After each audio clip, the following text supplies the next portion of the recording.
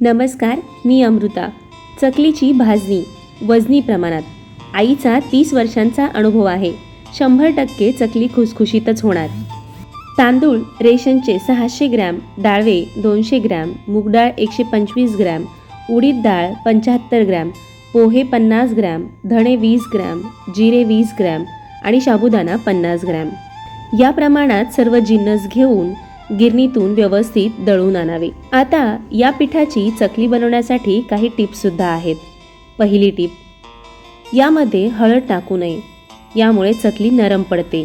चकलीची भाजणी गव्हाच्या पिठावर दळून आणू नये. तसेच चकली बनवताना यामध्ये कडकडीत मोहन घालावे. मोहनामुळे चकली खुसखुशीत होते. चकलीचे मळलेले पीठ गरम आहे तोपर्यंत चकली पाडून घ्यावी. अगोदर फुल गॅसवर चकली तेलात सोडावी, नाहीतर चकली सुटते.